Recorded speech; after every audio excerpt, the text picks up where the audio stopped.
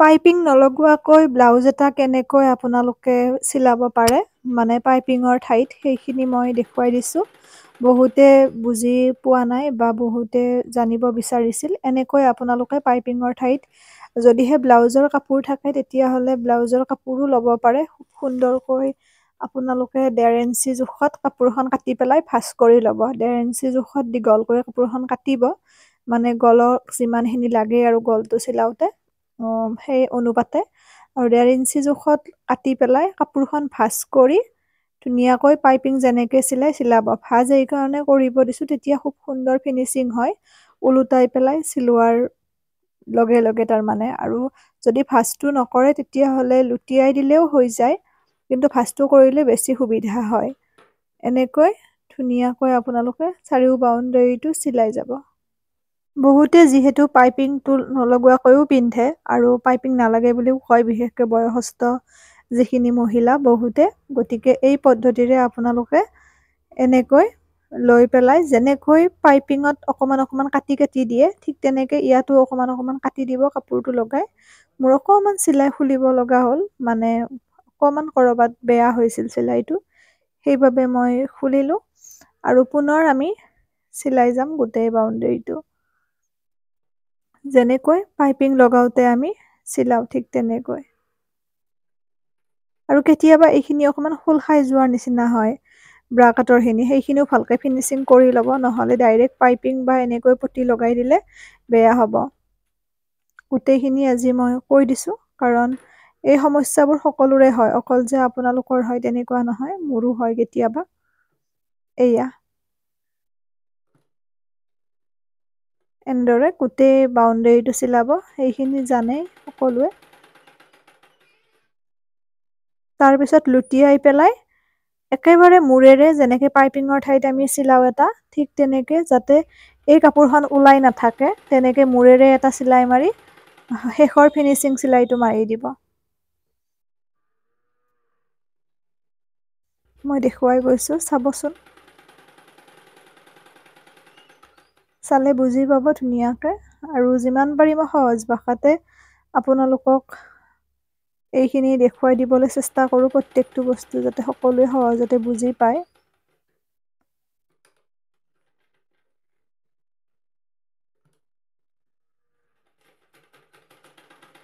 এয়া কেতিয়াবা যদি চিলাইটো অকণমান ধৰি লওক অগা দেৱা যেন পাই, পুনৰ এটা ওপৰেৰে চিলাই মাৰি দিব।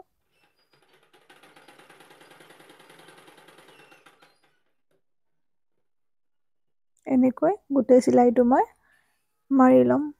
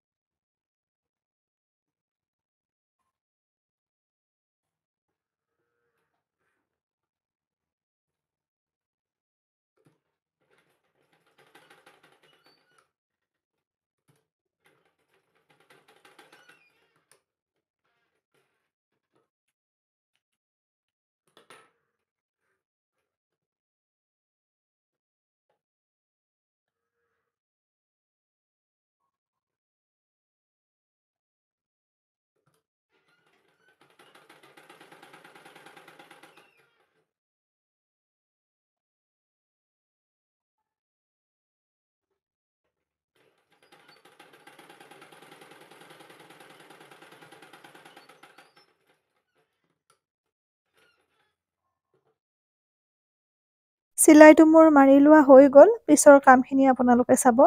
যিটো আমাৰ ৰাউণ্ডৰ কোণকেইটা আছে, মানে কোণকেইটা চাৰিকোণীয়া হ'লেও কোণকেইটাত এনেকৈ অকণমান অকণমান কাটি দিব, তেতিয়া আপোনালোকৰ মানে একেবাৰে অগা দেৱা যেন নহয়, ধুনীয়াকৈ মিলি থাকিব। দুয়োটা কোণতে অলপ অলপ কাটি দিব। আৰু এয়া এনেকৈ লৈ পেলাই মূৰেৰে চিলাইটো মাৰিব। চাব মই দেখুৱাই দিছোঁ যাতে কাপোৰখন দেখা নহয়।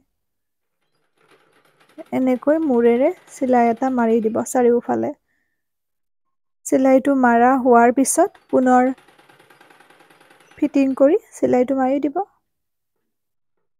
এয়া এনেকৈ মূৰেৰে যাতে অকমানো দেখা নহয় তেনেকৈ মূৰেৰে চিলাইটো মাৰি ফিটিং চিলাইটো মাৰি দিব।